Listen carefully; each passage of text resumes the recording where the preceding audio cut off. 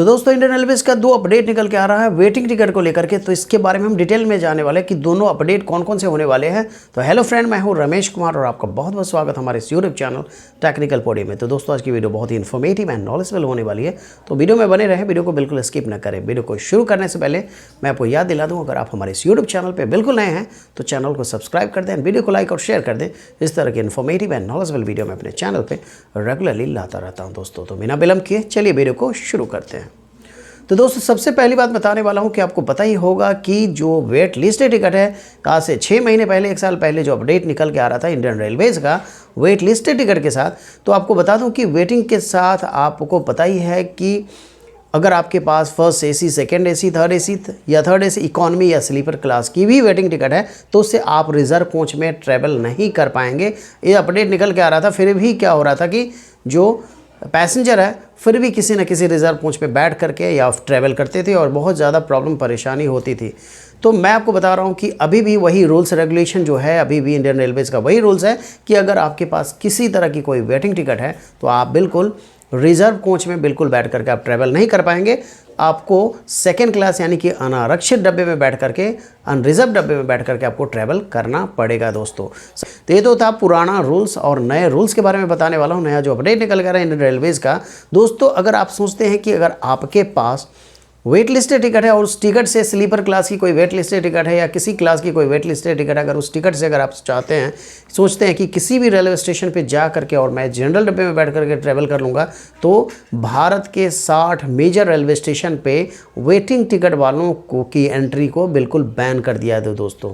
यानी कि अगर आपके पास कोई वेटिंग टिकट है, चाहे किसी भी क्लास की टिकट हो, तो अब 60 ऐसे रेलवे स्टेशन, भारत के रेलवे स्टेशन हैं जहाँ पे इंडियन रेलवेज़ का जो अपडेट निकल के आ रहा है, वहाँ पे आपको एंट्री दी ही नहीं जाएगी।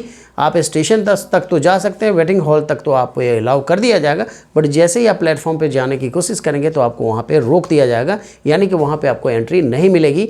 तो अगर आप ऑफिशियल इंडियन रेलवेज़ के ऑफिशियल वेबसाइट पे जाएंगे तो वहाँ आपको पता चल जाएगा कि भारत के कौन कौन से रेलवे स्टेशन है जहाँ पे वेटिंग टिकट के साथ एंट्री बिल्कुल अलाउ नहीं है दोस्तों।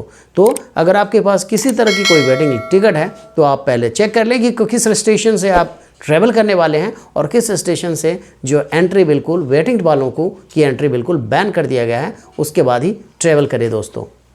तो ये जो अपडेट, नया जो न्यू अपडेट निकल कर आ रहा था, इसके बारे में मैंने आपको बता दिया।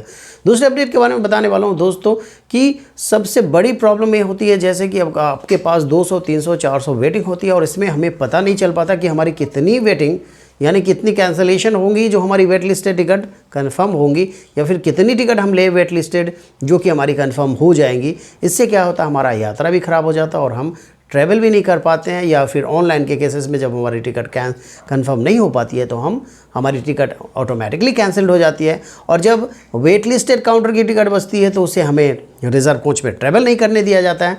तो हमारे कहने का मतलब यह है कि अगर इस तरह की प्रॉब्लम परेशानी को देखते हुए इंडियन रेलवेज़ ने एक बहुत बड़ा कदम उठाया है। अब क्या होने वाला है दोस्तों, इंडियन रेलवेज़ ने टिकट को जनरेट करने के लिए एआई को इंट्रोड्यूस किया है दोस्तों। तो मैं आपको बता दूं, एआई का मतलब होता है आर्टिफिशियल इंटेलिजेंस।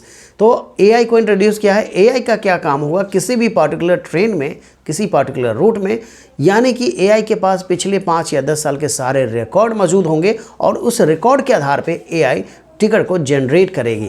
यानी कि अब आपको एआई जनरेटेड टिकट मिलने वाली है। और एआई जनरेटेड टिकट से फ़ायदा क्या होने वाला है, जब टिकट आपको वेटिंग टिकट दी जाएगी, यानी कि एआई आपकी इतनी ही टिकट, वेट लिस्टेड टिकट काट करके आपको देगी जो कि टिकट आपकी कंफर्म हो जाएगी। यानी कि जैसे ही उससे ज़्यादा टिकट अगर आप कोशिश करेंगे बुक करने की तो आपको रिग्रेट देखने को मिल जाएगा दोस्तों। तो एआई जनरेटेड टिकट का यही फ़ायदा होने वाला है। इंडियन रेलवेज़ का ये दूसरा अपडेट है, जिससे कि अब आपको वेटिंग टिकट तो मिलेगी बट वो टिकट आपकी बिल्कुल कंफर्म हो जाएगी। जो प्रॉब्लम होती है वेटिंग टिकट के साथ अनरिजर्व टिकट कोच में बैठ करके ट्रेवल करना, ये सारी समस्याओं का समाधान होने वाला है। तो एआई जो है अब इंट्रोड्यूस होने वाली इंडियन रेलवे टिकटिंग सिस्टम को, यानी कि टिकट को जनरेट करने के लिए। तो कैसी लगी है इंडियन रेलवेज़ की 2 बड़े अपडेट, कमेंट बॉक्स में जरूर बताएं। मिलते हैं एक और इन्फॉर्मेटिव और नॉलेजेबल वीडियो के साथ, तब तक के लिए bye. Thank you, thanks for watching.